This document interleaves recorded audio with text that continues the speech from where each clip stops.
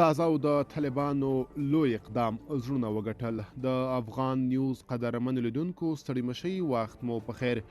د ډبرو سکرو عواید د قوشتېپې پر کانال لګول کیږي. د سرپل بلخاب ولسوالۍ کې د ملي پراختیا شرکت له لوري د ډبرو سکرو په کانونو کې د سمڅو د ایستلو مخه نیول شوې چې د رالوېدو خطر یې له منځه وړی دی. د ډبرو سکرو له کانونو ډکه په دغه غرنۍ ولسوالۍ کې اوسیدونکي وایي چې د وزګارتیا کچه پورته تللې او روغتیایي امکانات په نشت شمېر دي. د سره د ملي پراختیا شرکت مسؤلین وایي چې د سرپل بلخاب ولسوالۍ د ډبرو سکرو پیسې به د قوشتېپې پر کانال ولګول شي.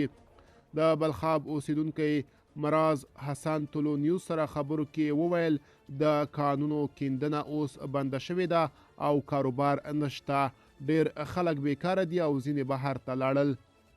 د بلخاب بل اوسیدونکی محمد حسین او فصیحي وویل له اسلامي امارت څخه زموږ غوښتنه دا ده چې لومړی د ټولنیز عدالت رامنځته شي او بیا د کار زمینه برابره شي.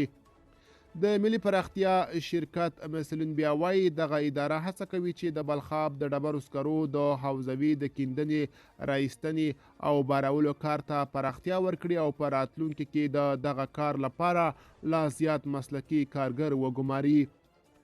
عبدالرحمن آتش وایي دمګړی د ملي پراختیا شرکت له لوري په دغه سیمه کې د سړک جوړونې کار هم دوام لري چې په دغه پروژه کې د سیمې یو شمېر اوسیدونکو ته هم د کار زمینه برابره شوې ده.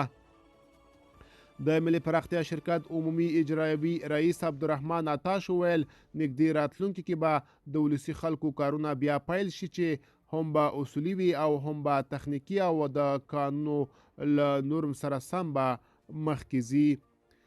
د مالیې وزارت بیا ټینګار کوي چې د اسلامي امارت د بودیجې یوه برخه د ډبرو سکرو د کانونو له رایستنې او صادراتو تمویلیږي.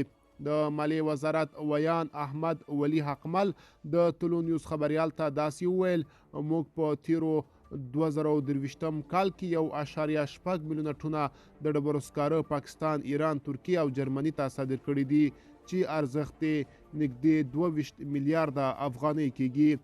بلخاب ولسوالۍ څه باندې 130,000 نفوس لري چې ډیری اوسیدونکي د بڼوالۍ او مالدارۍ له لارې ډوډۍ پیدا کوي.